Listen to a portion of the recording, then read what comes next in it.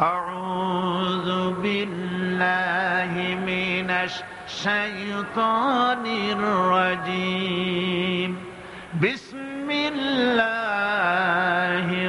রাহমানির রাহিম। ওয়াল আসরি ইন্নাল ইনসানা লাফি খুসর إلا الذين آمنوا وعملوا الصالحات وتواصوا بالحق وتواصوا بالصبر صدق الله العظيم। কি বলেন, খুব বড় সূরা, কোরআনে কারীমের সর্বকনিষ্ঠ ছোট্ট একটি সূরা। বিপুল সংখ্যক মুফাসসিরিনে কেরাম এই সূরাটিকে মক্কি সূরা হিসেবে তারা গণ্য করেছেন। সূরাটির বৈশিষ্ট্য হচ্ছে কয়েকটি শব্দের মধ্যে আল্লাহ পাক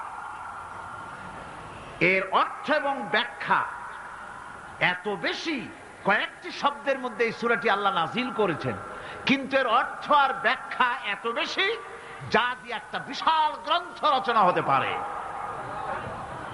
আমার তো মনে হয় যে সূরা ওয়াল আসর এটা যেন একটা ঝিনুকের মধ্যে আল্লাহ পাক আটলান্টিক মহাসাগর, প্রশান্ত মহাসাগর, সবগুলি মহাসাগর একটা ঝিনুকের মধ্যে আল্লাহ পুরি দিয়েছেন। মানুষের সাফল্য এবং কল্যাণ, তার ধ্বংস এবং সর্বনাশের পথ কোথায় তা এ কোরআন বলে দিয়েছে। সফলতা কিসে আসবে, ধ্বংস কিসে আসবে, এ কথা আল্লাহ কোরআনে বলে দিয়েছে। আমি আজকে এই সূরা বেছে নিলাম এই কারণে, আমরা চলছি ধ্বংসের দিকে। কোন দিকে যাচ্ছি বলেন না, কোন দিকে? আমার তো মনে হয় হেমিলেনের সেই বংশীবাদক যেন বাঁশি বাজিয়ে চলছে, আর গোটা জাতি তার পেছনে সমুদ্রে ডুবে মরার জন্য অগ্রসর হচ্ছে। বন্ধুগণ, আমি বলতে চাচ্ছি যে আজ আমরা সফলতা এবং ব্যর্থতা কিসে, লাভ আর ক্ষতি কিসে, এটা বুঝতে পারছি না বলেই গোটা জাতির এই দুর্দিনে সূরা ওয়াল আসর এইটাই আমাদের আলোচনা করা উচিত বলে আমি মনে করি। এর মধ্যেই আল্লাহ পাক আমাদের লাভ, আমাদের ক্ষতি, আমাদের সাফল্য, আমাদের ব্যর্থতা এর মানদণ্ড নির্ণয় করে দিতে পারেন কে? কথা বোঝেন নাই? তাহলে বলেন না, কে দিতে পারেন?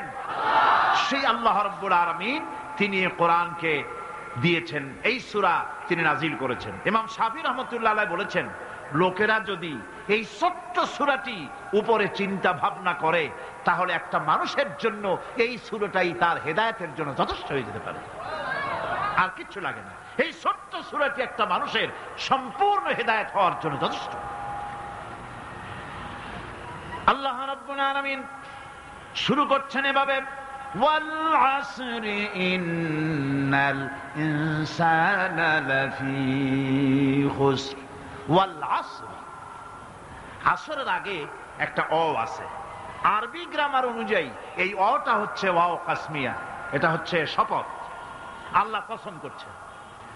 আপনারা খুব চিন্তা ভাবনা করেন, মাথা ঠান্ডা করে,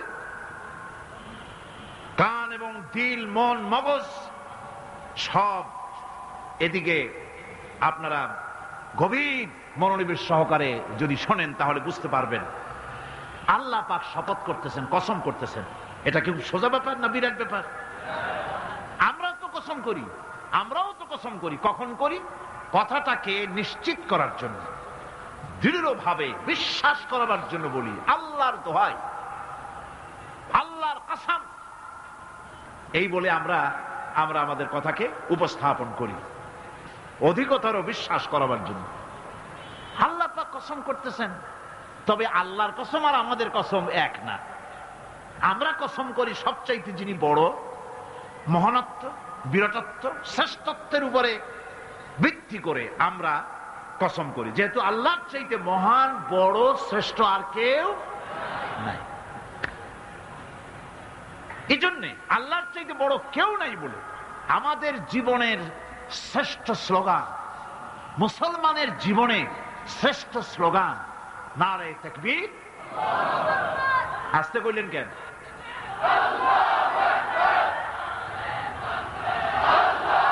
আল্লাহ হচ্ছেন বড়, তার থেকে বড় কেউ না। আমি চিন্তা করি মাঝে মধ্যে, কিছু মনে নেবেন না, আমি মাঝে মধ্যে চিন্তা করি যে সমস্ত রাজনৈতিক দলের লোকেরা মুসলমান, রাজনৈতিক মতপার্থক্য থাকতেই পারে, যে কোনো দল করতেই পারে, কিন্তু এমন রাজনৈতিক দল আমি কেন করব মুসলমান হয়ে যেই রাজনৈতিক দলের মিছিলে আর মিটিং এ আল্লাহু আকবার স্লোগান দেওয়া যাবে না?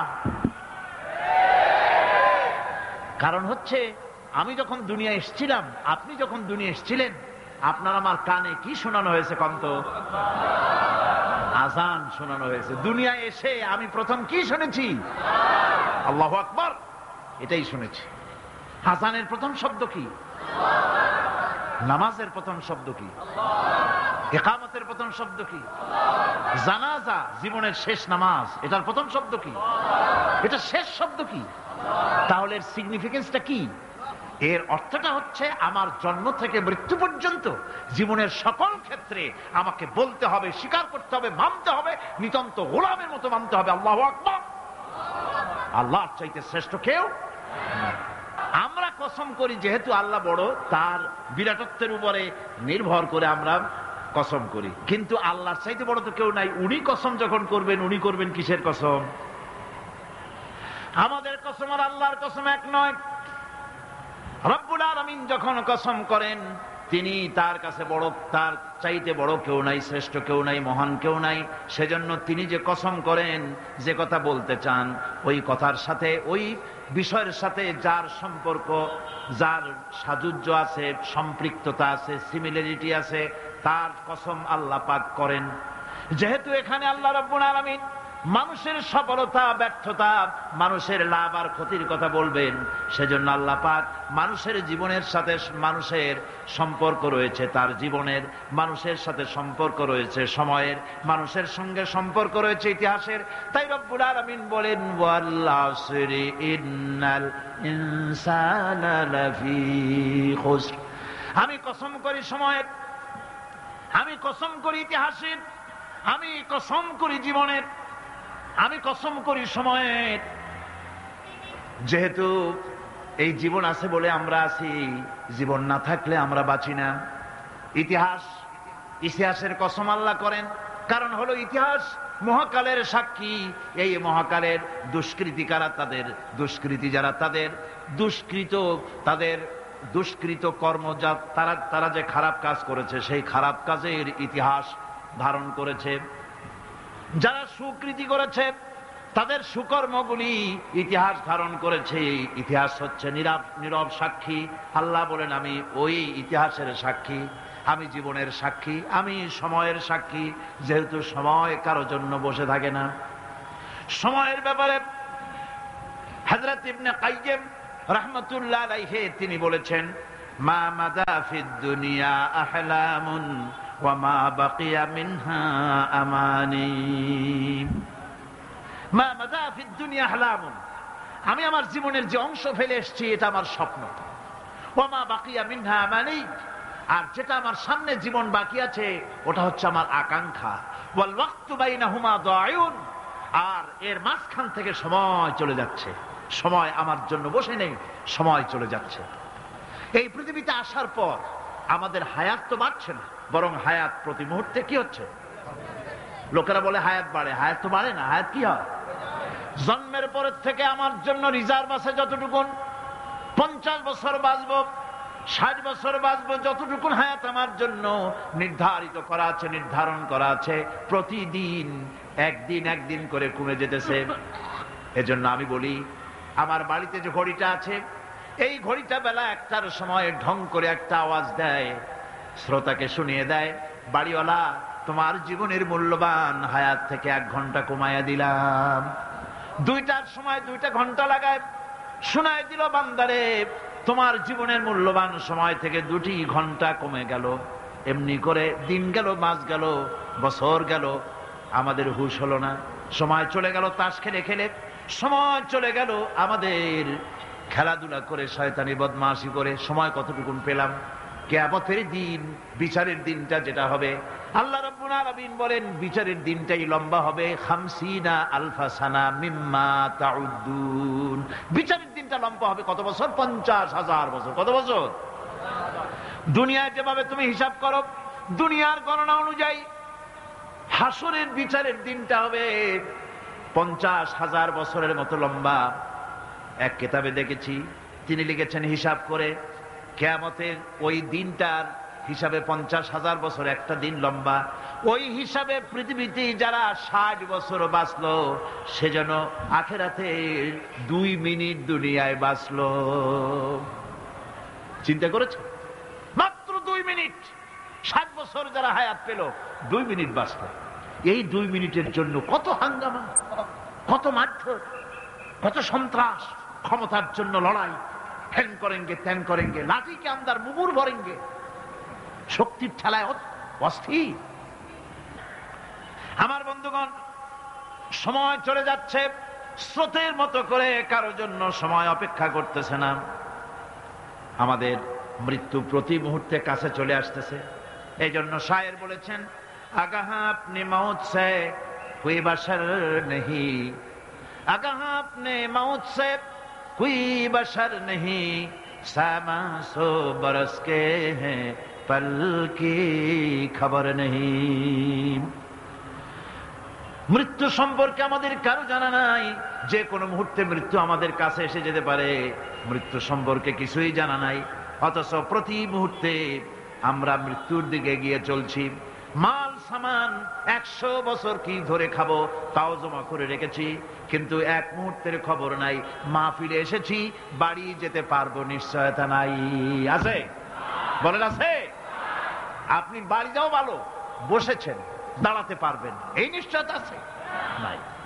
সুতরাং সূরার যে সময়ের উপরে কসম করে মূলত সময়ের অপরিসীম গুরুত্ব সম্পর্কে আল্লাহ পাক মানুষকে বুঝাই দিতেছেন। সময়ের দাম দাও। আমাদের সময় চলে যায় গান শুনতে শুনতে, আশ্চর্য মলম বিক্রি করা দেখতে দেখতে, তাস পাশা খেলতে খেলতে সময় চলে যায়, কেউ খেয়াল করে না। সময় বলতে অতীত কালও হতে পারে, আবার বর্তমানও হতে পারে। আর বর্তমান কাল কোনো কালই না। বর্তমান কাল কোনো কাল নয়। প্রতি মুহূর্তে ভবিষ্যৎ এসে বর্তমান হয়, আর প্রতি মুহূর্তে বর্তমান কি হয়? অতীত হয়ে যায়। বর্তমান কাল বলে কোনো কাল নেই। প্রতি মুহূর্তে অতীত হয়ে যাচ্ছে। এই যে আমি মাহফিলে বসছিলাম প্রথম এসে, ওইটা কি এখনো বর্তমান আছে? এই যে বর্তমান কথা বলছি, এটা অতীত হয়ে যাচ্ছে। সুতরাং বর্তমান কাল নাই। আল্লাহ পাক অল আসরের সময়ের কসম করে বলছেন। যদি আমরা চিন্তা ভাবনা করি তাহলে আমরা লক্ষ্য করব আমাদের আসল মূলধন সময়। আসল মূলধন কি? জীবনের আসল মূলধন কি? সময়। ইমাম রাজি রহমতুল্লাহ আলাইহি এই পর্যায়ে এক বুজুর্গের ব্যক্তির কথা তিনি আলোচনা করেছেন। তিনি বলেছেন যে একটা লোক,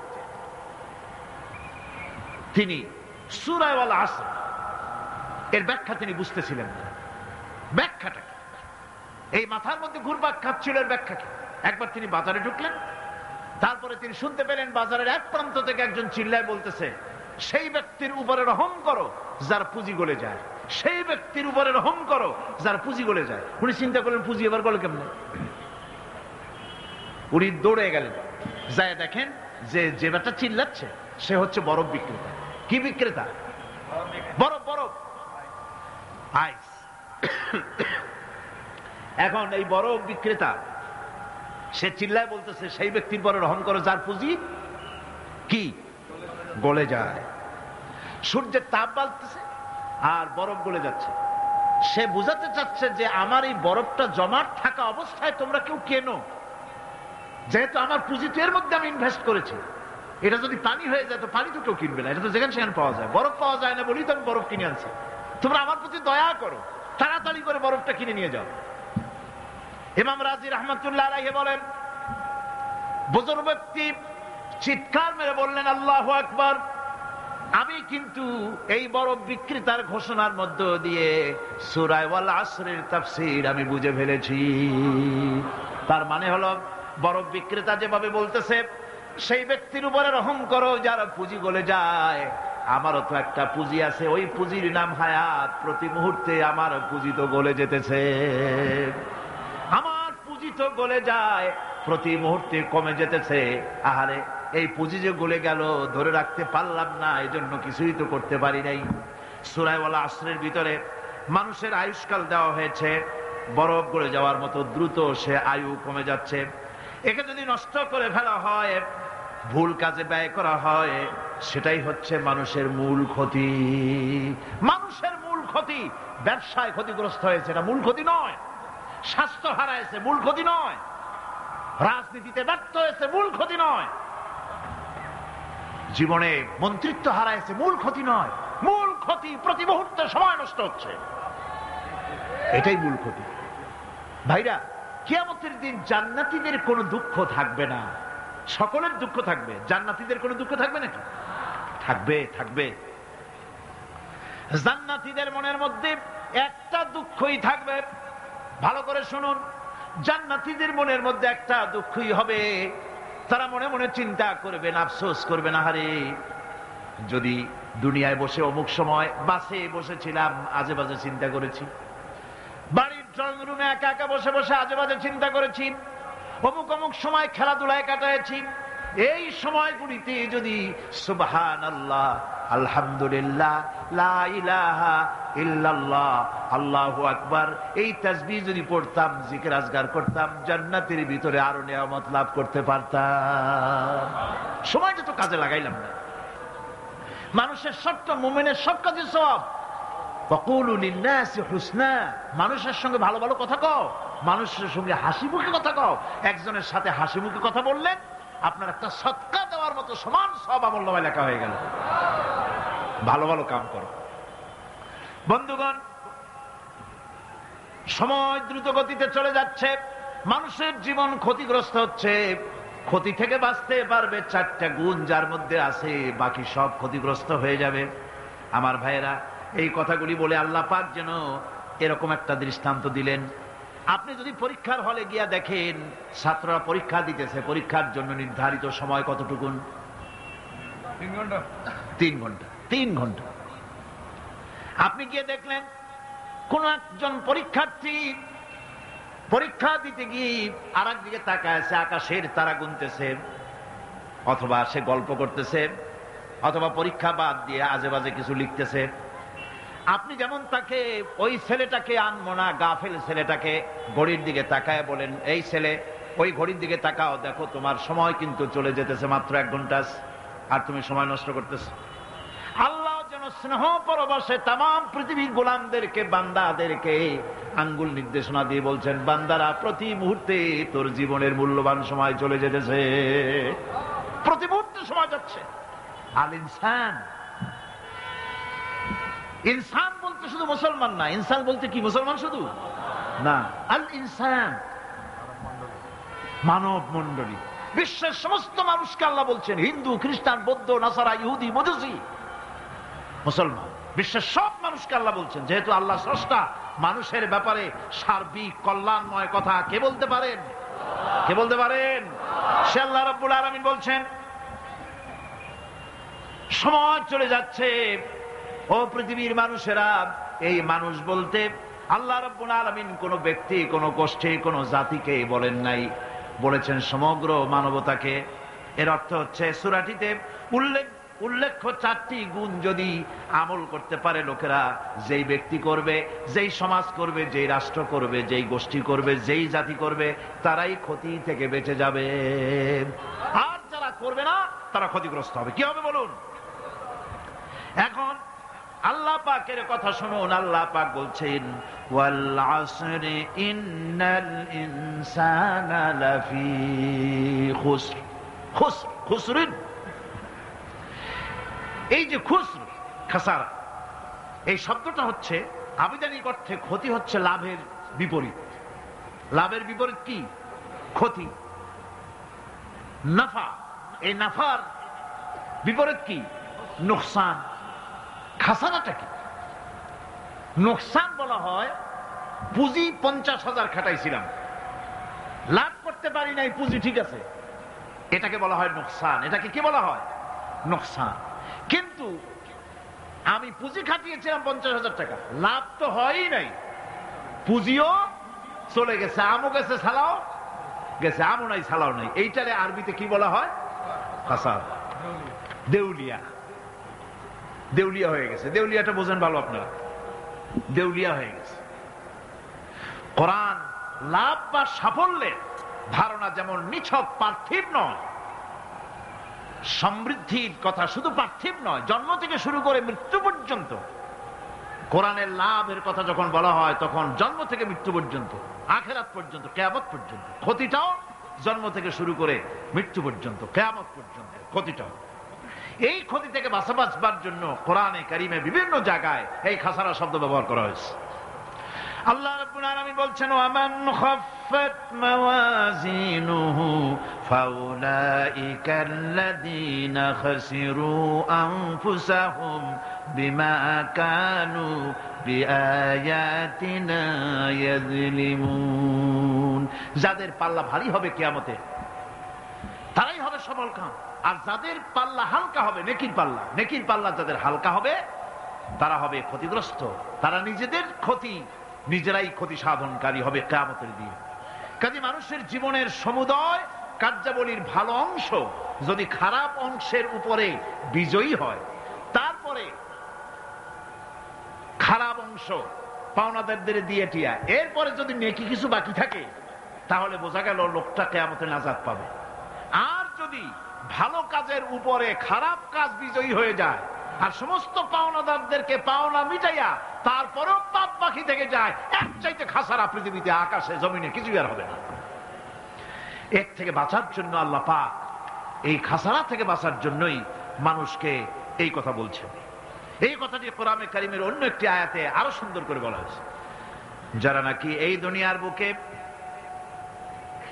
যারা নিজেদের পুঁজি খাটাইছে, জীবনের পুঁজি সুদ কামাইতে খাটালো, জীবনের পুঁজি খাটালো হারাম কামাইয়ের ভিতরে, অন্যায় কাজের ভিতরে, যারা জীবনের পুঁজিকে আল্লাহর দ্বীনের কাজে লাগাতে পারে নাই, তাদের সম্পর্কে বলা হচ্ছে হাসিরাদ দুনিয়া ওয়াল আখিরাতা যালিকা হুয়াল খুসরানুল মুবিন। হাসিরাদ দুনিয়া ওয়াল আখিরা, দুনিয়াও ক্ষতিগ্রস্ত, আখিরাতেও ক্ষতিগ্রস্ত।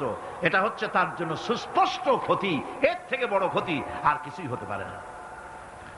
আল্লাহ পাক কোরআনে কারীমে অন্যত্র বলেছেন, وَنُنَزِّلُ مِنَ الْقُرْآنِ مَا هُوَ شِفَاءٌ وَرَحْمَةٌ لِلْمُؤْمِنِينَ وَلَا يَزِيدُ الظَّالِمِينَ إِلَّا خَسَارًا।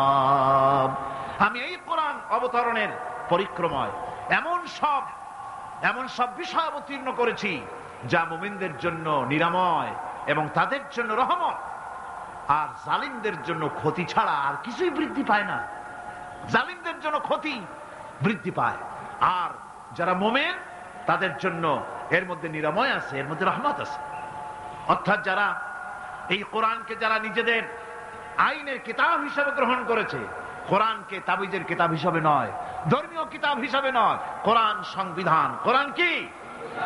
কোরআনকে যারা সংবিধান হিসাবে মেনে নিয়েছে, কোরআনকে যারা সংবিধান হিসাবে গ্রহণ করলো, ব্যক্তি, পরিবার, সমাজ, রাষ্ট্রে, তাদের যাবতীয় মানসিক, বুদ্ধিবৃত্তিক, নৈতিক, তামাদ্দুনিক রোগের নিরাময় হবে, এর দ্বারা শান্তি হবে।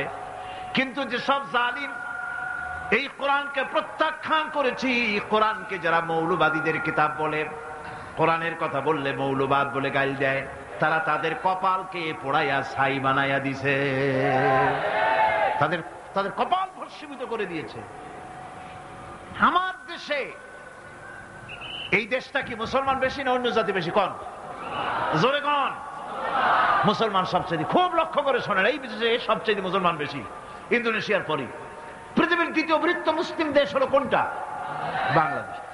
এই দেশে ইসলামরে যত গালি দেওয়া হয়েছে, কোরআনকে যত গালি দেওয়া হয়েছে, আলেমদেরকে যত গালি দেওয়া হয়েছে, রাসূলুল্লাহকে যত গালি দেওয়া হয়েছে, ইসলামী আদর্শকে যত গালি দেওয়া হয়েছে, পৃথিবীতে কোন দেশে এইভাবে ইসলামকে গালি দেওয়া কোথাও হয় না। এমনকি আমেরিকার মতো দেশে, ইংল্যান্ডের মতো দেশেও কোরআনের বিরুদ্ধে এত কথা কেউ বলতে সাহস পাবে না, ইসলামের বিরুদ্ধে কথা বলতে সাহস পাবে না, যেহেতু মুসলমানেরা সেখানে পাল্টা আক্রমণ করবে। আজ আমার দেশে মুসলমানের ঘরের সন্তান হইয়া ইসলামের বিরুদ্ধে তারা বক্তব্য রাখে। মৌলবাদ জিকির উঠে গেছে। আমেরিকার প্রেসিডেন্টরা যখন শপথ নেন, প্রেসিডেন্ট হিসাবে ওথ নেন বাইবেলের উপরে হাত রাখেন আর বলেন, এই মহাগ্রন্থকে স্পর্শ করে শপথ নিচ্ছি, আমি আমার চিন্তা চেতনা, আমার মেধা, আমার প্রজ্ঞা সবটা আমার জাতি, আমার দেশকে উন্নয়নের জন্য, এর সমৃদ্ধির জন্য, এর সংরক্ষণের জন্য আমি আমার জীবনকে উৎসর্গ করব। বাইবেলের উপরে স্পর্শ করে এই শপথ তারা নেন। আমার দেশের প্রেসিডেন্ট, প্রধানমন্ত্রী শপথ নেওয়ার সময় কোরআন শরীফের উপরে হাত রাখে যদি, তাহলে বলা হবে বেচারা মৌলবাদী হয়ে গেছে। এটা করা যাবে না। আর যদি কেউ করে সামান্য কিছু, কোরআন না, যদি তসবিহ নিয়েও আসে, তাহলে বুঝতে হবে জাতির সাথে একটা প্রতারণা ছাড়ার কিছুই না। কাজেই ধর্মের প্রতি আকর্ষণ একটা ভিন্ন জিনিস, সেই জিনিসকে ছেড়ে যারা দেয় তারাই ক্ষতিগ্রস্ত হয়, আর যারা ধরে রাখে তারা দুনিয়ায় ক্ষতিগ্রস্ত হয় না। আল্লাহ পাক এখানে রাসূল করিম সাল্লাল্লাহু আলাইহি ওয়াসাল্লাম একটি হাদিস প্রণিধানযোগ্য কোরআনের ব্যাপারে। হুজুর বলেছেন, আল কোরআনু হুজ্জাতুন লাকা ওয়া আলাইকা। এই কোরআন হয় তোমার পক্ষের সাক্ষী, না হয় এই কোরআন তোমার বিপক্ষের সাক্ষী। কিয়ামতে এই কোরআন হয় তোমার পক্ষে কাজ করবে, নতুবা এই কোরআন তোমার বিপক্ষে কাজ করবে। দুই অবস্থা থেকে খালি হবে না। হয় কোরআন তোমার পক্ষে সাক্ষী দেবে, না হয় আমরা কি চাই? কিয়ামতে কি চাই? বলেন কি চাই? কোরআনের পক্ষে যদি আমরা সাক্ষী চাই, তাহলে এই কোরআনের পক্ষে আমাদেরকে কাজ করতে হবে। এছাড়া আমাদের নাজাতের কোনো পথ নাই। আমাদের মুক্তির পথ হচ্ছে কোরআন কেন্দ্রিক, রাসূলুল্লাহর হাদিস কেন্দ্রিক। এর বাইরে আমাদের সমস্ত পুঁজি নষ্ট হয়ে যাবে। আমাদেরকে পৃথিবীতে টিকে থাকতে হলে কোরআনের উপরে ভিত্তি করে আমাদেরকে বাঁচতে হবে, টিকতে হবে। কোরআনে কারিমে আল্লাহ রাব্বুল আলামিন অন্যত্র বলেছেন, কুল ইন্নাল খাসিরিনাল্লাযীনা খাসিরু আনফুসাহুম ওয়া আহলিহিম ইয়াওমাল কিয়ামাহ আলা যালিকা হুয়াল খুসরানুল মুবিন। বলো, প্রকৃত দেউলিয়া তারাই যারা কিয়ামতের দিন নিজেকে, নিজের পরিবার পরিবর্গকে এই ক্ষতির দিকে যারা ঠেলে দেবে। ভালো করে শুনে নাও, এটি হচ্ছে সুস্পষ্ট ক্ষতি, সুস্পষ্ট দেউলিয়াপনা। এই ক্ষতি থেকে বাঁচার জন্য আল্লাহ রাব্বুল আলামিন কোরআনে কারীমের মধ্যে বলেছেন, ওয়াল আসরি ইন্নাল ইনসানা লাফি খুসর। পড়েন সবাই, ওয়াল আসরি ইন্নাল ইনসানা লাফি খুসর। মানুষের, সমগ্র মানুষের জীবন ক্ষতিগ্রস্ত, ব্যর্থ। কে বলতেছেন? গা শিউরে ওঠার কথা না, গা শিউরে ওঠে। আল্লাহ বলতেছেন ক্ষতিগ্রস্ত, ব্যর্থ। আপনি যতই মনে করেন আপনার মিল আছে, কল আছে, কারখানা আছে, মন্ত্রী, টাকা পয়সা আছে, প্রেসিডেন্ট হয়েছেন, প্রধানমন্ত্রী হয়েছেন, আপনার জীবন সফল হয়েছে, আল্লাহ বলেন না, জীবন ব্যর্থ, জীবন বিফল, জীবন ক্ষতিগ্রস্ত। তাম পৃথিবীর সমস্ত মানুষ ক্ষতিগ্রস্ত, ব্যর্থ। 4টা কাজ করলে সফল হবে। কয়টা কাজ? জোরে বলেন, কয়টা কাজ? ইল্লাল্লাযীনা আমানু ওয়া আমিলুস সালিহাতি ওয়া তাওয়াসাউ বিল হাক্কি ওয়া তাওয়াসাউ বিস সাবর। 4টা কাজ করলে জীবন হবে সফল। এই ব্যর্থতা থেকে, এই ক্ষতি থেকে যদি বাঁচতে চাই, বাঁচতে চাই কিনা? কারা কারা চাই? দেখাই তো হাত। কারা কারা চাই? ক্ষতির হাত থেকে বাঁচতে চাই কারা? আলহামদুলিল্লাহ, হাত নামান।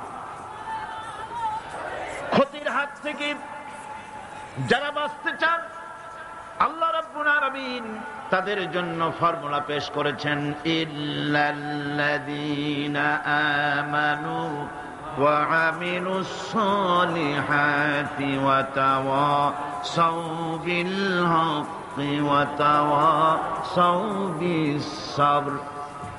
আল্লাহ পাক বলেন 4টি কাজ করলে জীবন সফল হয়ে যাবে। কয়টা কাজ? 4টা কাজ করলে জীবনটা সফল হয়ে যাবে। 1 নম্বরে ঈমান। 1 নম্বরে কি? ঈমান। এটাই হচ্ছে ফাউন্ডেশন। ক্ষতি থেকে বাঁচার জন্য প্রথম যে গুণটি, সেটির নাম হচ্ছে ঈমান। ইসলামে ঈমানের স্থান সর্বপ্রথম, তারপরই হচ্ছে ইসলাম। ঈমান আগে, তারপরে কি? ইসলাম।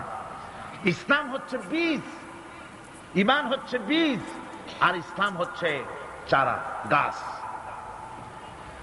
এটা হচ্ছে ভিত্তি। এই ভিত্তিকে সর্বপ্রথম মজবুত করতে হবে, ইমানের ভিত্তি।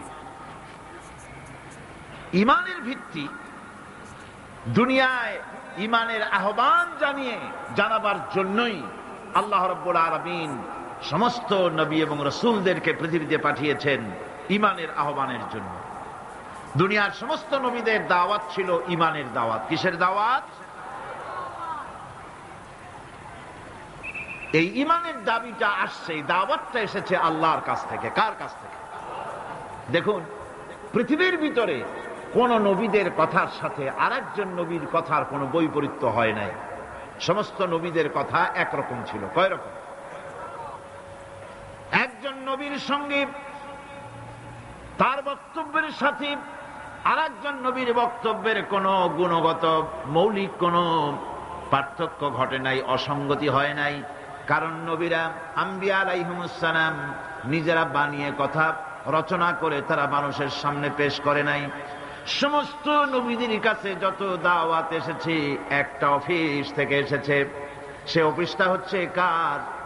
আল্লাহ রাব্বুল আলামিনের। তাই দুনিয়ার সমস্ত পয়গম্বরদের দাওয়াত ছিল না ইলাহা ইল্লাল্লাহ, লা ইলাহা ইল্লাল্লাহ, লা ইলাহা,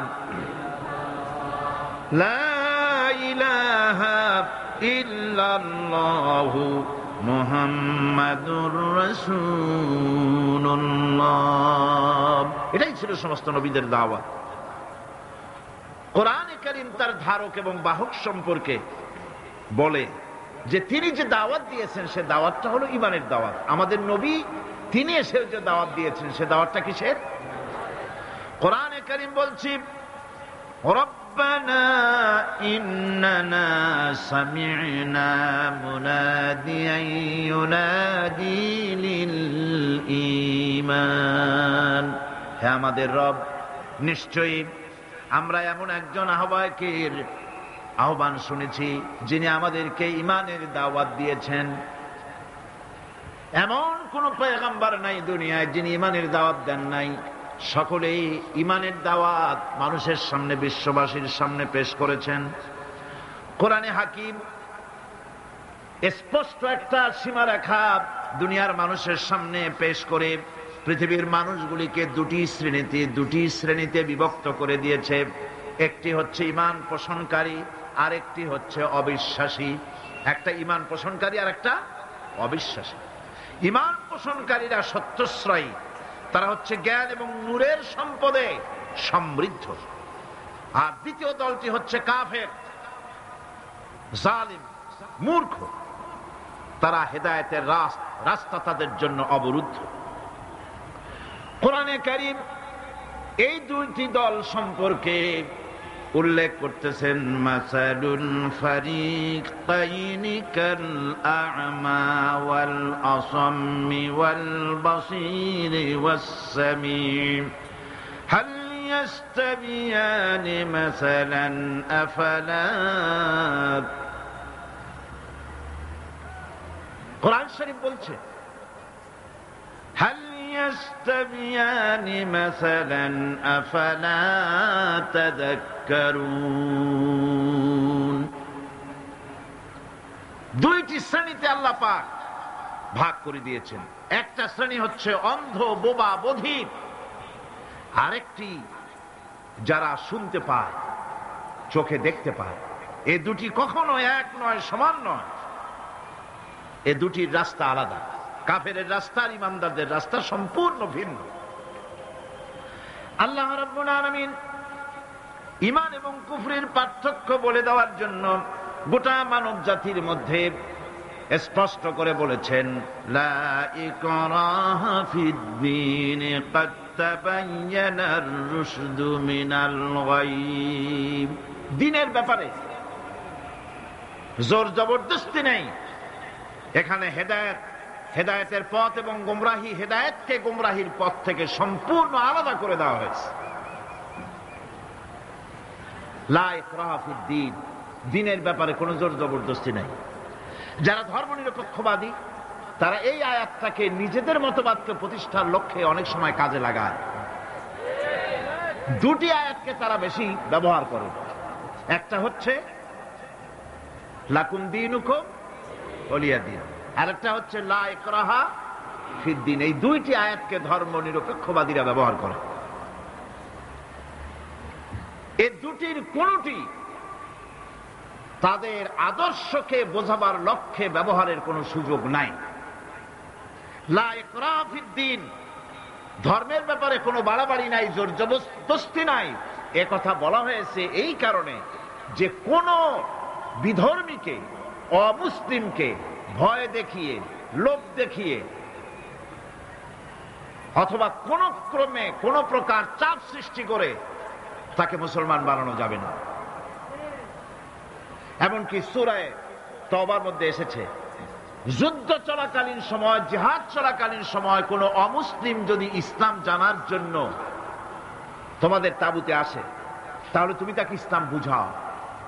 ইসলাম শোনার পরে যদি মেনে নেয় ভালো কথা, আর যদি না মানে তাকে তার তাঁবু পর্যন্ত ফিরে যেতে চাও, ফিরে যেতে দাও। মাঝপথে তাকে আক্রমণ করা যাবে না। ধর্মের ব্যাপারে কোনো বাড়াবাড়ি নাই। লা ইকরাহা ফিদ্দীন, এর দ্বারা ধর্ম নিরপেক্ষতার কোনো কথা বোঝানো হয়নি। আর লাকুম দীনুকুম ওয়ালিয়া দীন, এটা ছিল কাফেরদের সেই বক্তব্যের প্রেক্ষিতে যেখানে কাফেরেরা বলেছিল মুহাম্মদ সাল্লাল্লাহু আলাইহি ওয়াসাল্লাম, আসুন আমরা এক কাজ করি, সেটা হলো ধর্ম নিয়ে আমাদের মধ্যে যে বাকবিতণ্ডা হচ্ছে, আমরা ধর্মকে 50-50 ভাগ করে দিই। কিছুদিন আমরা গিয়া আপনার আল্লাহরে সেজদা দেই, আর কিছুদিন আপনারা আমাদের মূর্তিগুলিকে প্রণাম করুন।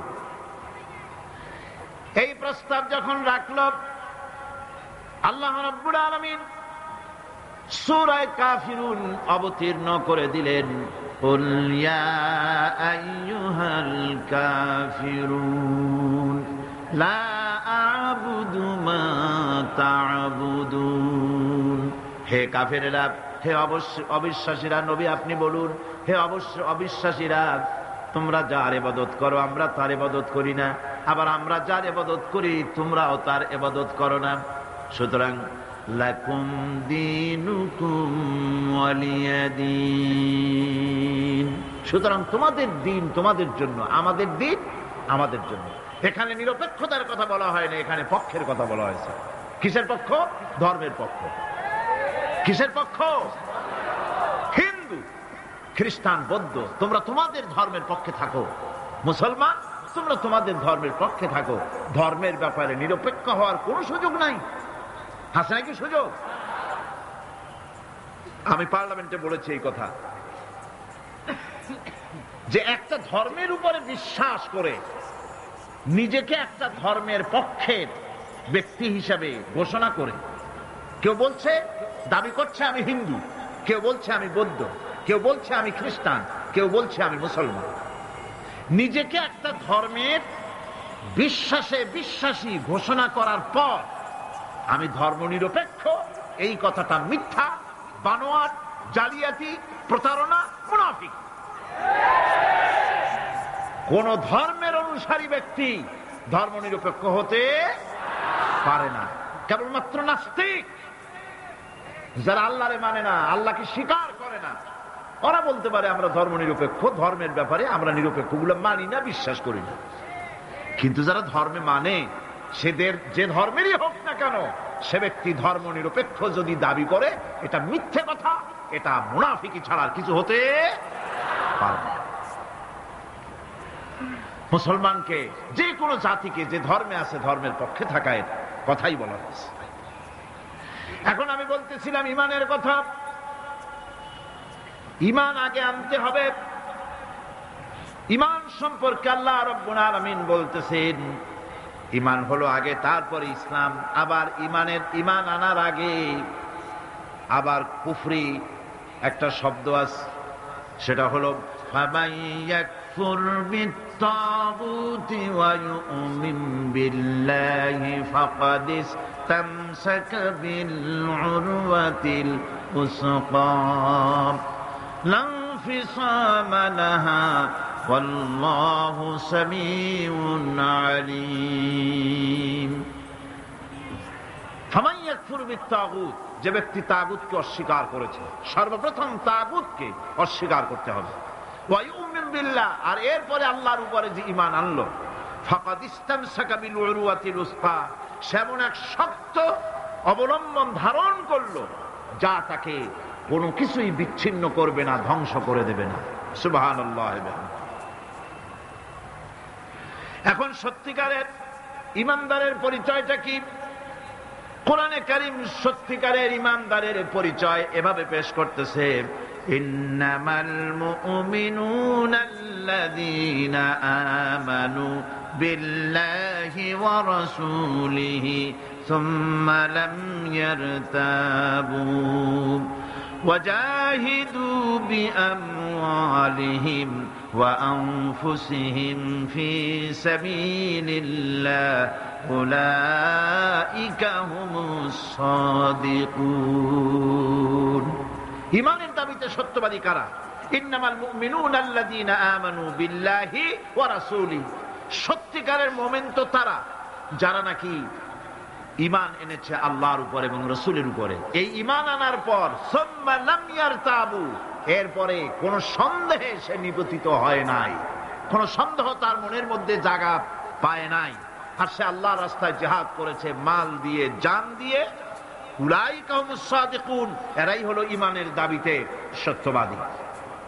সুম্মা লাম ইয়ারতাবু, অথবা এক বিন্দু সন্দেহ মনের মধ্যে জায়গা দেয় নাই, অর্থাৎ ঈমান আনছি কার উপরে? আল্লাহর উপরে। কার উপরে?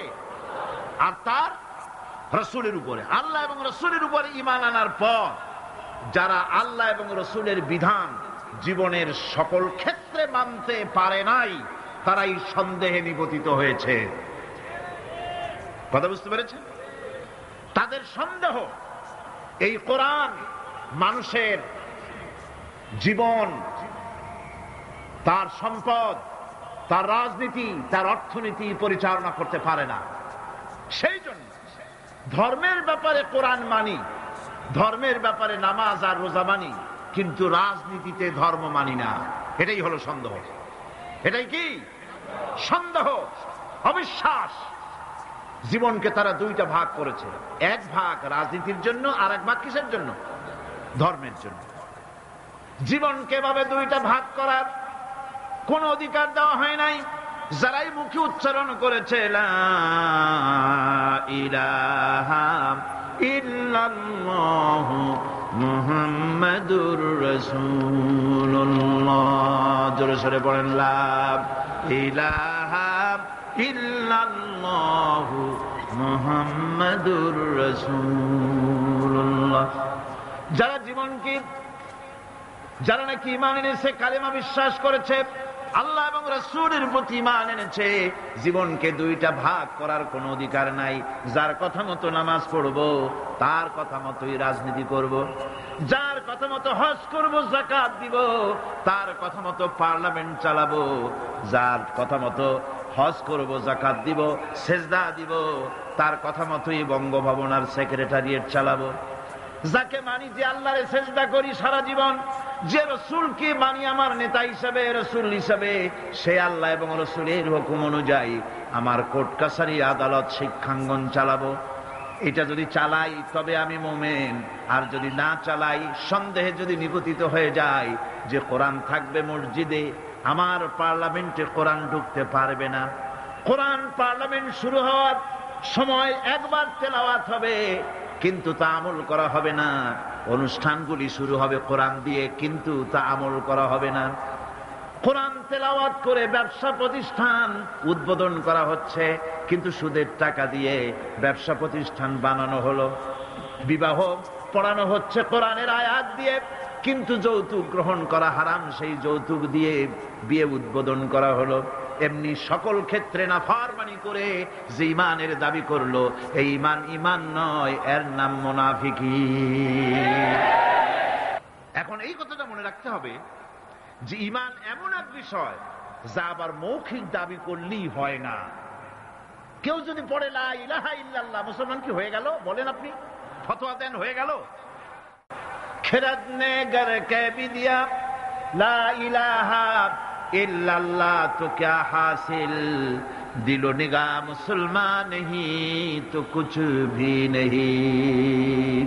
खिरद ने गर कह भी दिया ला इलाहा इल्लल्लाह, মুখে আসলো আর স্বতঃস্ফূর্তভাবে বলে ফেললো লা ইলাহা ইল্লাল্লাহ, তো क्या হাসিল, এতে কিছু এর দ্বারা কোনো উপকার হলো না। দিল নিগাহ মুসলমান হি তো কুছ ভি নেহি, অর্থাৎ তার মন তার মস্তিষ্ক লা ইলাহাকে বিশ্বাস করলো না, আমল করলো না, এই কালেমা পড়ার কোনো দাম নাই। এবার আল্লাহর ভাষায় শুনুন, আল্লাহ রাব্বুল আলামিন বলেন وَمِنَ النَّاسِ مَن يَقُولُ آمَنَّا بِاللَّهِ وَبِالْيَوْمِ الْآخِرِ وَمَا هُمْ بِمُؤْمِنِينَ। আল্লাহ রাব্বুল আলামিন বলছেন, লোকেদের মধ্যে এমন অনেক লোক আছে যারা মুখে বলে আল্লাহর উপর ঈমান এনেছি, পরকালকে বিশ্বাস করেছি। আল্লাহ বলেন ওমা হুম বিমুমিনিন, এরা মুমিন না। আল্লাহ কি বলছেন খুব লক্ষ্য করেন। একদিকে মুসলমান হইতে হলে বিশ্বাস করতে হবে কি আল্লাহর পরকাল, রাসূলের উপর ঈমান, এগুলি করতে হবে। একটা লোক ঘোষণা করলো যে আমি আল্লাহ এবং পরকালকে বিশ্বাস করি, এরপরে আল্লাহ পাক বলছেন ওমা হুম বিমুমিনিন, এরা মুমিন না, কারণ এই কথাগুলি তার মুখের মনের কথা না। সে ব্যক্তি, এরকম ব্যক্তি এ মাহফিলও থাকতে পারে, যদি থাকে আল্লাহ রাব্বুল আলামিন তাকে হেদায়েত নসিব করে দিন, আমরা বলি আমিন। সে লোকটিকে আমি আলোচনা করলে আপনি নিজেই বুঝতে পারবেন, যা ভুল তার কাছে ধরা পড়বে।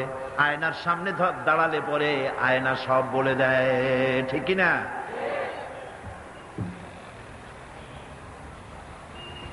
সেই ব্যক্তি, যে ব্যক্তি নাকি কালেমা পড়ে নামাজ পড়ে, আবার ব্যবসায়ী হলে ওজনে কম দেয়, খাদ্যে ভেজাল দেয়, মানুষের সঙ্গে প্রতারণা করে, টাকা নিয়ে ফেরত দেয় না, ওয়াদা খেলাপ করে, চুরি করে, ডাকাতি করে, জেনা করে, সুদভিত্তিক ব্যাংকের থেকে টাকা তুলে ব্যবসা করে, সুদের ব্যবসা করে, ঘুষ দেয়, জেনা করে, আর একদিকে নামাজ পড়ে, সময় হলে আবার হজ করে আসে। এই ধরনের মানুষগুলি ইহরামের কাপড় পরে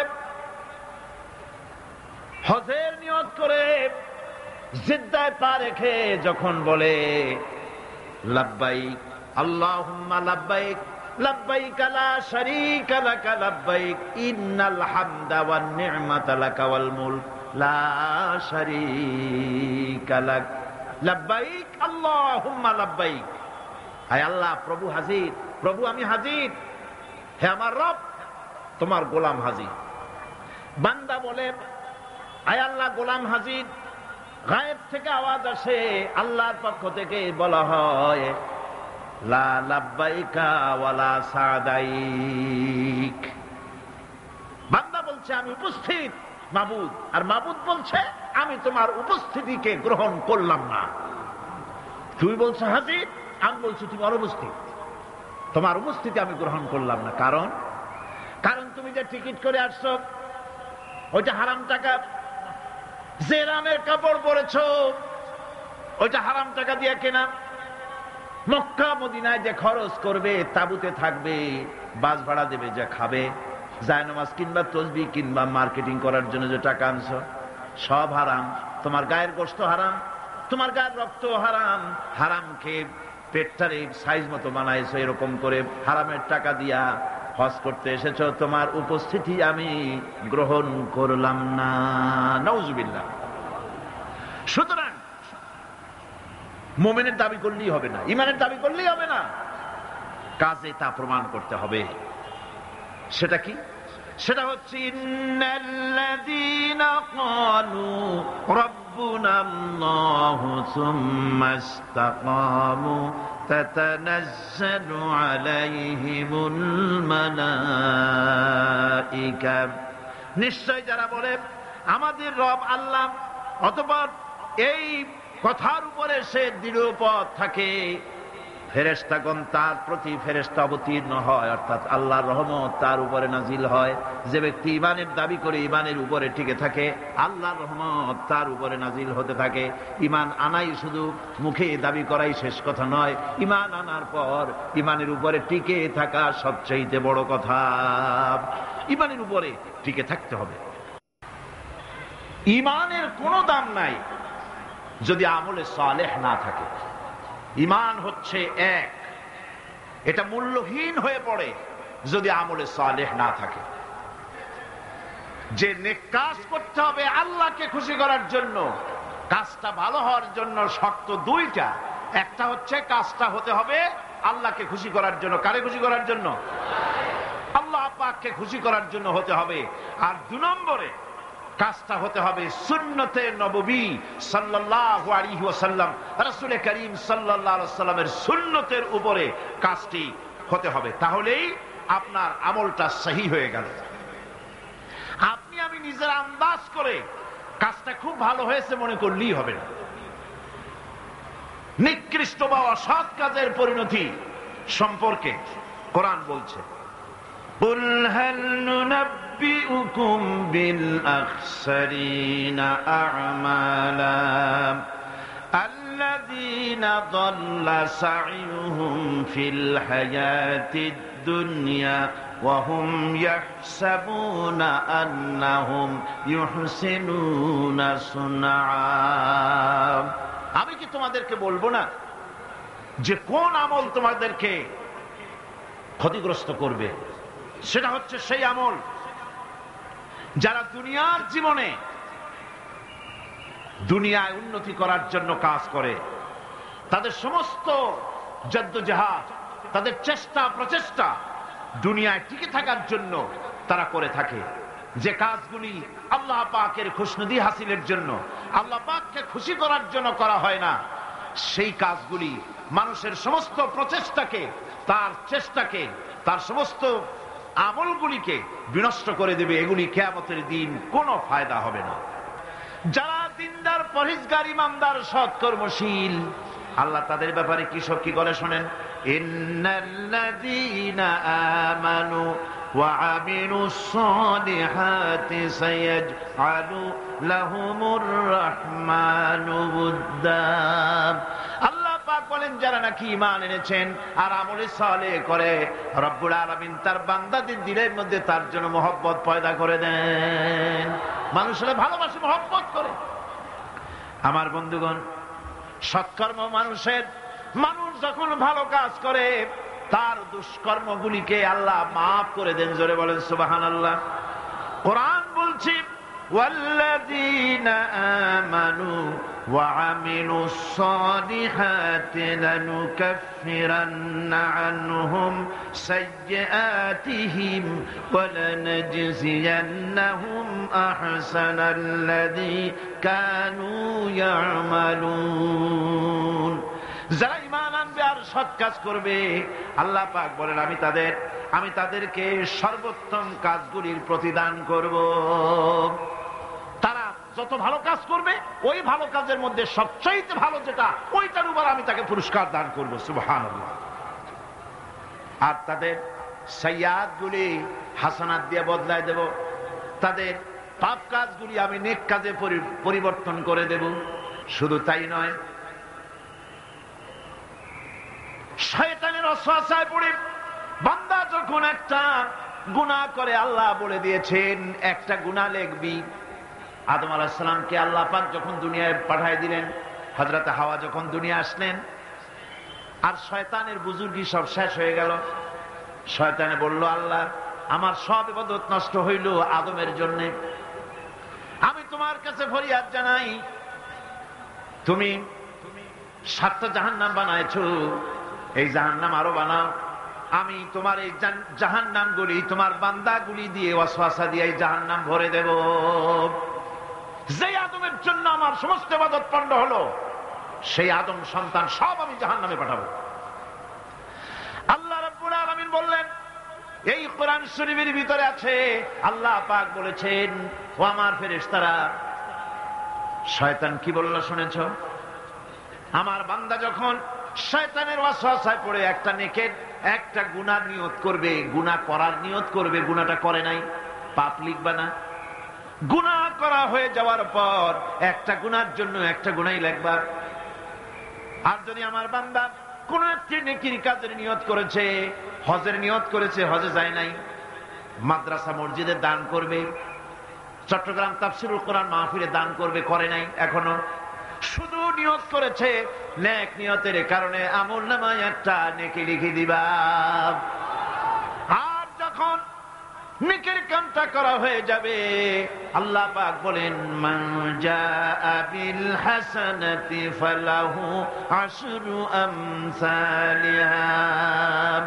নেকির কাজটা যখন করা হয়ে যাবে, আমার বান্দার আমলনামায় একটা নেকের পরিবর্তে 10টা গ্রেস মার্ক লাগাইয়া 10 গুণ বাড়াইয়া দিবা। সুবহানাল্লাহ। আমি বান্দা, আল্লাহ পাক বলেন বান্দার কোন আমলের উপরে আমি জুলম করি না। বান্দা যদি যে সব কাজ করবে, সমস্ত নেক কাজের জন্য আমি তাকে সওয়াব দান করব। শুধু তাই না, সৎকর্মশীল ব্যক্তিদের রুজিতে আমি বরকত দিয়ে দিব। সুবহানাল্লাহ কোন। ভালো কাজ যারা করবে তাদের রুজিতে আল্লাহ পাক কি করবেন? فالذين آمنوا وعملوا الصالحات لهم مغفرة ورزق كريم। যারা ঈমান আনবে এবং ভালো কাজ করবে, আমি তাদেরকে উত্তম রিজক দান করব। শুধু তাই নয়, আমলে সালিহ যারা করবে, সৎকর্মশীল লোকদের, তাদের জন্য রয়েছে আমার কাছে ক্ষমা, মাগফিরাত। وَإِنِّي لَغَفَّارٌ لِمَنْ تَابَ وَآمَنَ وَعَمِلَ صَالِحًا ثُمَّ اهْتَدَى। নিঃসন্দেহে আমি ক্ষমাশীল ওই সব বান্দাদের জন্য যারা সৎ কাজ করে, আমলে সালেহ করে, নেক কাজ করে, আর গুনাহ থেকে তওবা করে, আর এই তওবার উপরে, হেদায়েতের উপরে টিকে থাকে। আমি তাদের গুনাহ কাশি আমি রব্বুল আলামিন মাফ করে দেই, গুনাহ খাতাকে ক্ষমা করে দেব। যারা ঈমান আনবে, আমলে সালেহ করবে, নেক কাজ করবে, তাদেরকে আল্লাহ পাক ক্ষমার ওয়াদা করেছেন। মানব গোষ্ঠীকে মহা ক্ষতি থেকে বাঁচাবার জন্য আল্লাহ পাক তৃতীয় যে পয়েন্টের কথা বলেছেন সেটা হচ্ছে হক। সেটা কি? হক শব্দটি হচ্ছে বাতিলের বিপরীত, মিথ্যার বিপরীত, অসত্যের বিপরীত। শব্দটি কি? হক। এর অর্থ হচ্ছে সঠিক, নির্ভুল, সত্য, ন্যায়, ইনসাফ ইত্যাদি এই কথার মধ্যে এসে যায়। এর মধ্যে আল্লাহর হক এবং বান্দার হক এসে যায়। হকের দাওয়াত অর্থ হচ্ছে ঈমানদারদের সমাজ এরকম হবে না যে বাতিল মাথা উঁচু করে দাঁড়াবে আর হকপন্থীরা মাথা নিচু করে তারপরে চলবে, নাহকের বিরুদ্ধে কথা বলবে না, চুপ করে থাকবে। এটা ঈমানদার যে সমাজে বাস করে সেই সমাজের চিত্র এরকম হতে পারে না। লূত আলাইহিস সালামের জামানায় যখন জমিনটাকে উল্টে দেওয়ার জন্য অর্ডার হলো, তখন ফেরেশতা বলছিল, আয় আল্লাহ, এই জমিনে তো একটা লোক আছে যে 30 বছর পর্যন্ত তোমার ইবাদত করেছে, সেই লোকটারে তো সরাবার ব্যাপারে তুমি কিছু বললা না। আল্লাহ রাব্বুল আলামিন বললেন, জমিনটা উল্টায়া ওর মাথায় আগে রাখো, রে শুদ্ধা জমিনটারে উল্টায় দাও। কারণ গোটা জাতি যখন আমার সঙ্গে নাফরমানি করছে, আমার নবীর সঙ্গে নাফরমানি করতেছে, তখন এরা কথা বলে নাই।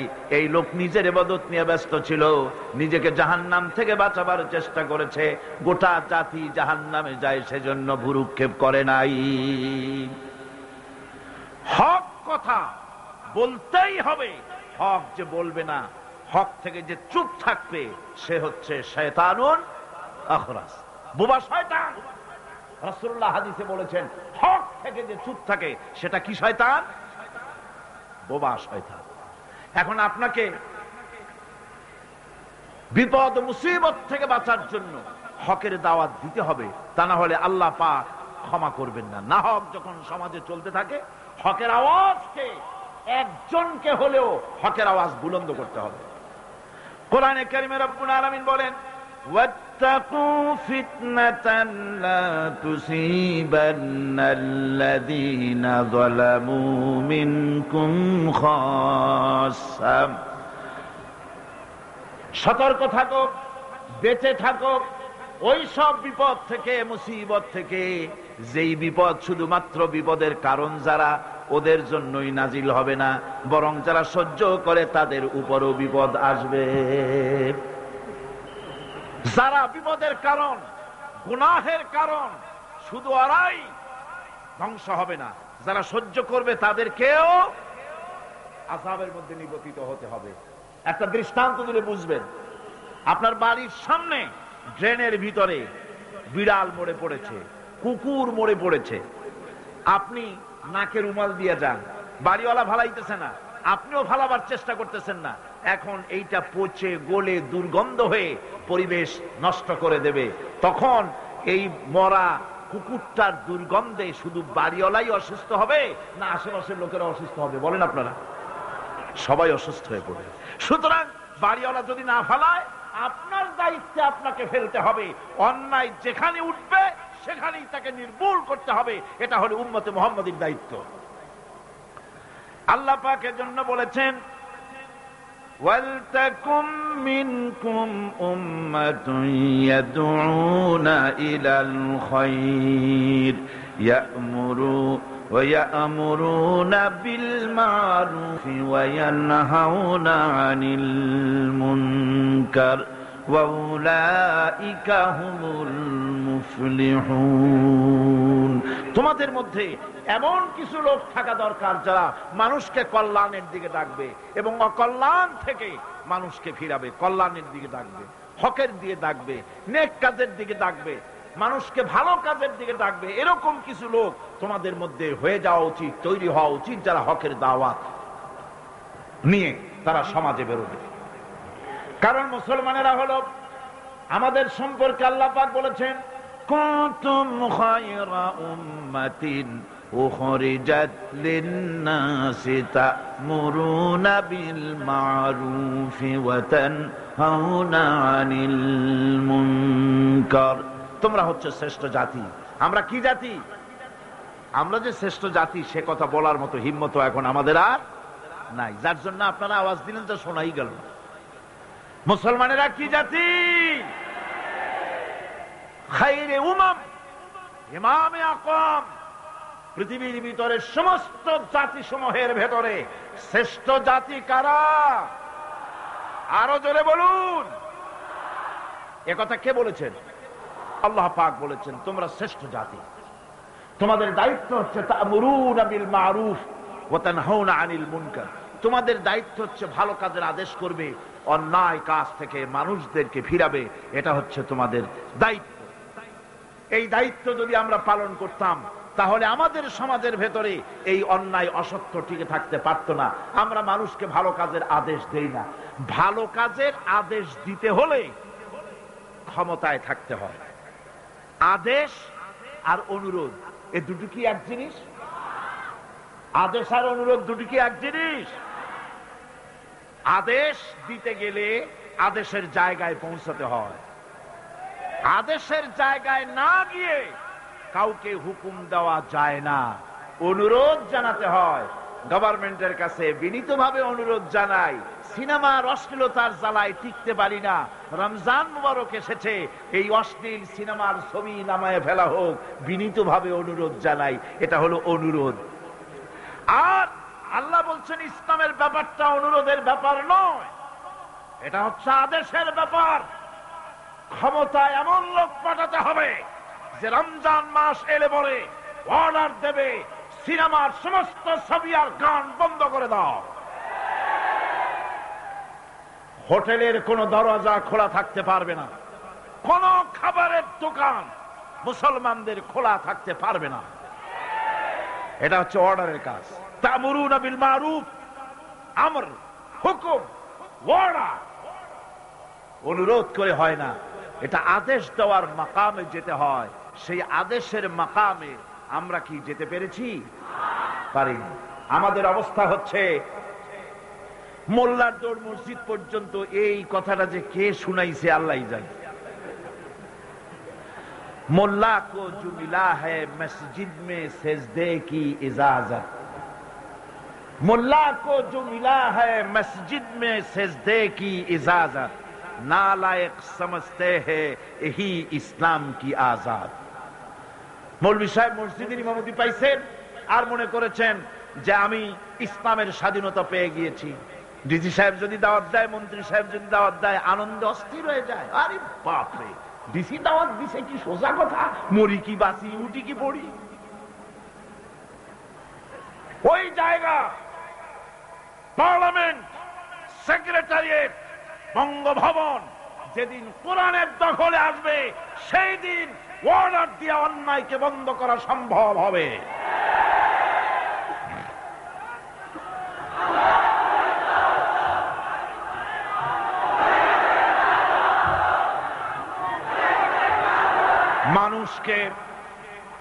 মানুষকে হকের দাওয়াত দিতে হবে।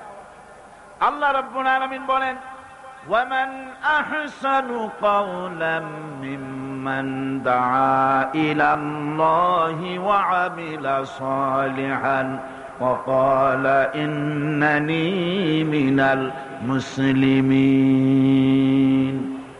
وَمَنْ أَحْسَنُ قَوْلًا مِّمَّنْ دَعَا إِلَى اللَّهِ, ওর থেকে ভালো কথা আর কার হতে পারে যে ব্যক্তি মানুষকে আল্লাহর দিকে ডাকে। সুবহানাল্লাহ বলেন, সুবহানাল্লাহ বলেন। আল্লাহর দিকে যে ডাকে সেই ওয়ামান দা ইলাইহি, হাদিস শরীফের ভিতরে আছে মান ক্বালা বিহি সাদাকা, কোরআন থেকে যে কথা বলে সে কি কথা বলে? সত্য কথা বলে। কোরআন থেকে যে কথা বলে সত্য কথা বলে। মান ক্বালা বিহি সাদাকা ওয়া মান আমিলা বিহি উজরা, আরে কোরআন থেকে যারা আমল করে আল্লাহ তাদেরকে পুরস্কৃত করেন। ওয়া মান হাকামা বিহি আদালা, কোরআন থেকে যে বিচার করে সেই জাস্টিস, ইনসাফ কায়েম করে। ওয়া মান দা ইলাইহি হুদিয়া ইলা সিরাতিল মুস্তাকিম, আর যারা কোরআনের দিকে দাওয়াত দেয় তাদের দাওয়াতই সহজ সরল দাওয়াত। আওলাদে রাসূল আপনাদের সামনে কোরআনের দাওয়াত দিলেন, কোরআনের পক্ষে কাজ করুন, সবাই হাত উঁচু করে আপনারা সমর্থন দিয়েছেন। আমরাও অপেক্ষা করব এই সমর্থন আপনারা কতদিন বজায় রাখতে পারে। আল্লাহ যেন তৌফিক দেন। জোরে বলেন আমিন, আরো জোরে বলেন আমিন। ওয়া মান আহসানু কাওলাম মিম্মান দা ইলাল্লাহ, ওর চাইতে ভালো কথা আর কার যে মানুষকে আল্লাহর দিকে ডাকে। আমরা কার দিকে ডাকি? বিশ্বাস করুন, আমরা তো সমাজতন্ত্রের দিকে মানুষ ডাকি না। বলেন, আমরা কি সমাজতন্ত্রের দিকে মানুষ ডাকি? পুঁজিবাদের দিকে ডাকি, জাতীয়তাবাদের দিকে ডাকি, ধর্ম নিরপেক্ষ মতবাদের দিকে ডাকি। আমরা কার দিকে ডাকি? ধর্ম নিরপেক্ষ মতবাদ আল্লাহর তৈরি না মানুষের তৈরি? পুঁজিবাদ আল্লাহর না মানুষের? সমাজতন্ত্র আল্লাহর না মানুষের? জাতীয়তাবাদ আল্লাহর না মানুষের? আরে কোরআন কার? ইসলাম কার? সেই আল্লাহ রাব্বুল আলামিনের দিকে আমরা ডাকি। আমরা আমার বাপের দিকে ডাকি না, মায়ের দিকে ডাকি না, দাদার দিকে ডাকি না, মন গড়া কথা বলি না, ওলামায়ে হক কথা বলে কোরআনের কথা। সুবহানাল্লাহ। মহা ক্ষতি থেকে বাঁচার জন্য 4 নম্বরের বিষয়, এটা হলো কয়টা কথা আমাদেরকে ক্ষতি থেকে রক্ষা করবে? বলেন না কয়টা? 4টা। তার একটা হলো কি? 2 নম্বরে কি? আমলে সালেহ। 3 নম্বরে কি? হকের দাওয়াত। 4 নম্বরে কি? সবর। সবর কোরআনে কারীমের মধ্যে সর্বাধিক ব্যবহৃত একটি শব্দ সবর। আরবি ভাষায় বিভিন্ন অর্থে এই সবর শব্দ এসেছে, তবে সাধারণত সবর শব্দের অর্থ হচ্ছে অবিচলতা, দৃঢ়তা, সহিষ্ণুতা, মন মেজাজের সমতা, ধীরতা, কষ্ট সহিষ্ণুতা, বরদাস্ত, এগুলি হচ্ছে সবরের অর্থ। আমরা মনে করি সবর হচ্ছে ধৈর্য। হ্যাঁ, ধৈর্যটা ঠিক, কিন্তু সেই ধৈর্যের অর্থ কি?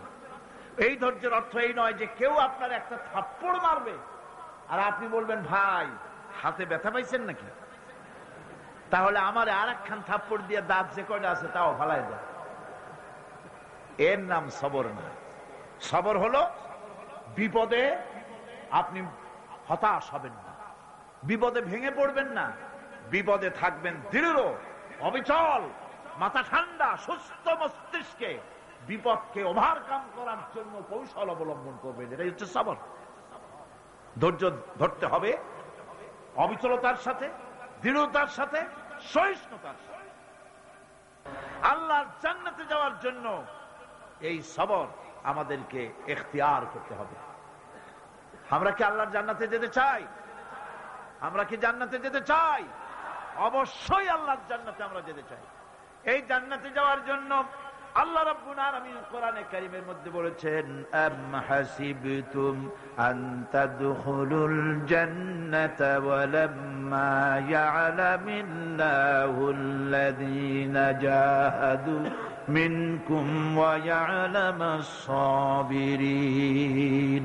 তোমরা কি মনে করেছো যে বেহেশতে চলে যাবে, অথচ এখনো দেখা হয় নাই যে তোমাদের মধ্যে কে সবর অবলম্বনকারী, জিহাদের ময়দানে কে জিহাদ করতে এবং সবর ইখতিয়ার করতে কে তোমাদের মধ্যে পারদর্শী, অথবা এই পরীক্ষায় কে কামিয়াব হবে, এটা এখনই দেখা হয় নাই। আর এমনি তোমরা জান্নাতে চলে যাবে?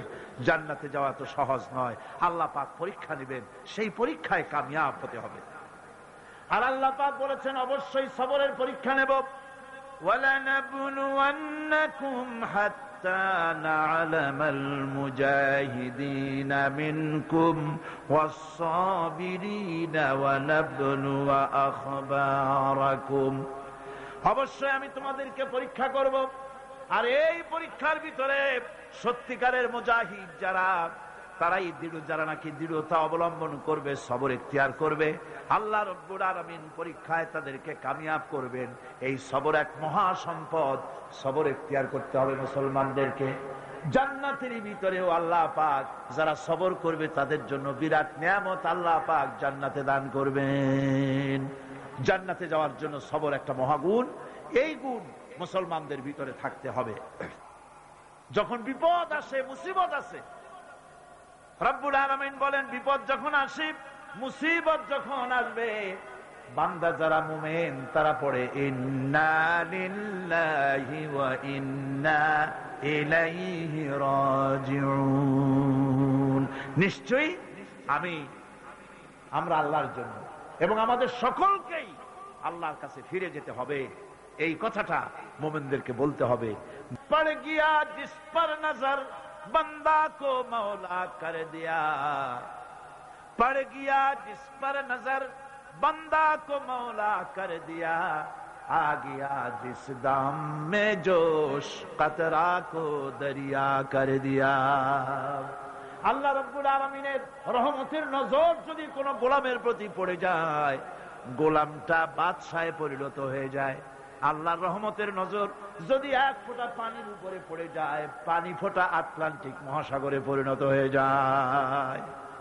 সে আল্লাহ রাব্বুল আলামিনের উপরে ঈমান এনে সৎ কাজ করে হকের দাওয়াত দিয়া সবর ইখতিয়ার করলে পরে আল্লাহ পাক তাদেরকে জান্নাত দান করবেন। জান্নাতের সুউচ্চ মাকাম আল্লাহ পাক দান করে দিবেন।